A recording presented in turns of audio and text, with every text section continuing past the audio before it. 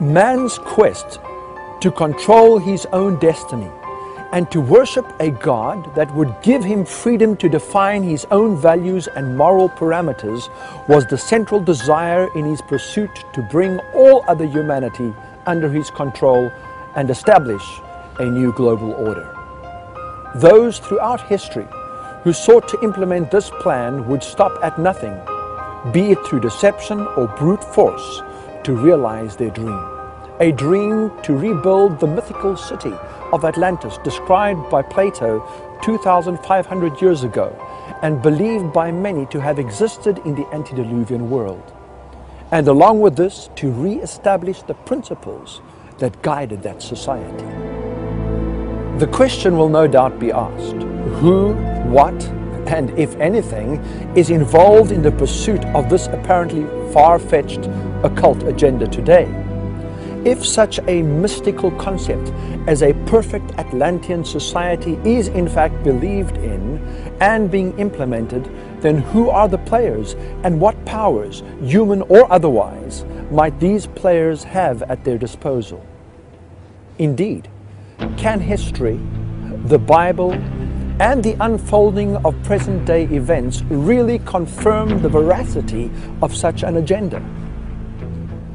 There are those who believe that this is not only possible, but that there is overwhelming evidence to establish it as fact.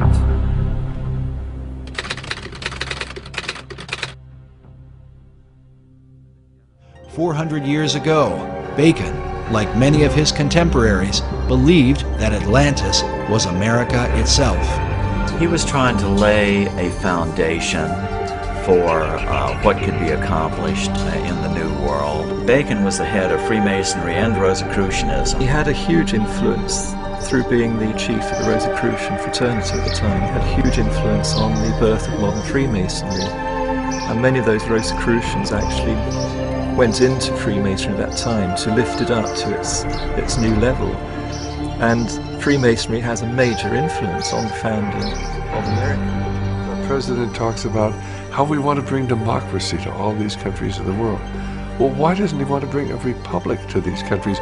We were a republic. We were never a democracy. It is only the people from the mystery religions and the secret societies who are pushing this idea of world democracy, or this combination of enlightened nations, enlightened democracies to rule the world.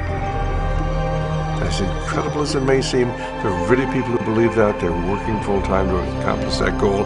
And until you understand that they are the primary force behind the wars of this last century and World War III, which we are entering into today, unless they understand that the whole idea is to create this reestablishment of what they believe is lost Atlantis. When our founders declared a new order of the ages, they were acting on an ancient hope that is meant to be fulfilled.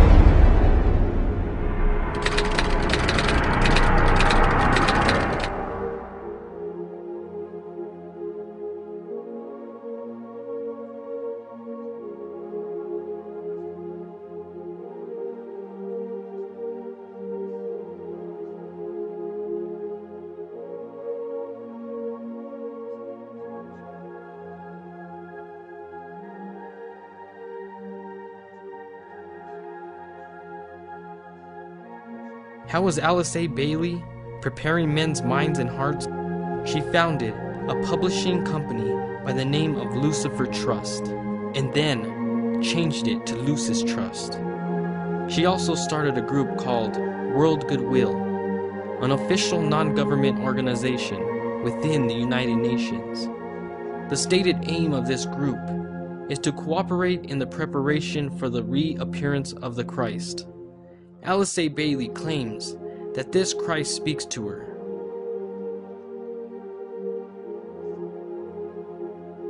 Now this Christ has many names: the Tibetan, the Maitreya, Dwayal Kul, Inman Mahdi, and here is the Christ speaking to Alice Bailey.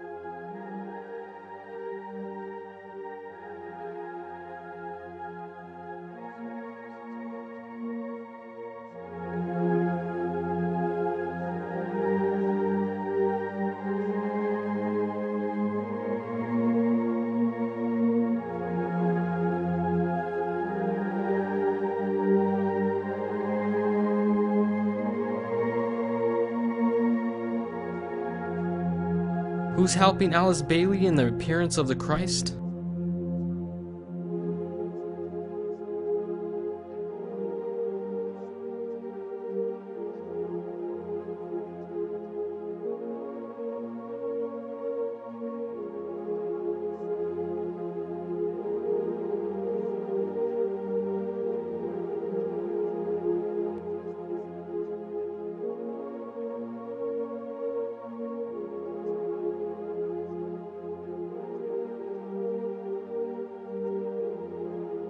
How are they going to prepare the world for this coming Christ?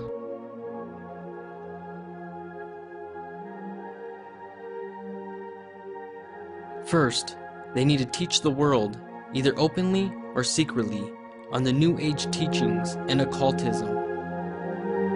Second, they need to unite government and all religions into one governing order.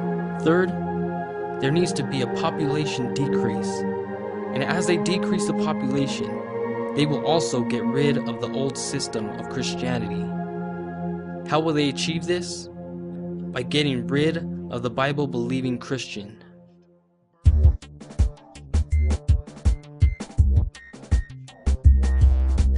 Now I'm going to show you one of the ways they will educate.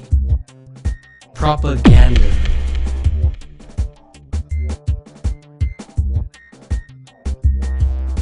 Could it be that Zeitgeist is pushing the agenda of Blavatsky and Bailey, who has a direct link to the United Nations? We have already seen his link to these occult women, and to my amazement, he also has ties to the United Nations. Peter Joseph appealed to an organization by the name of UNESCO. What is UNESCO?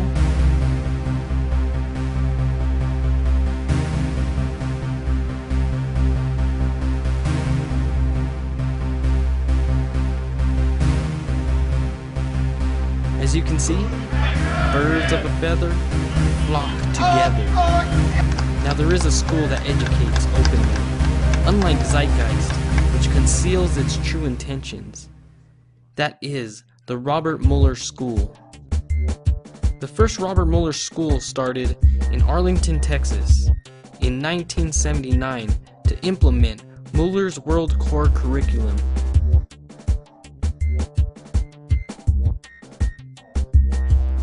Who is Robert Mueller?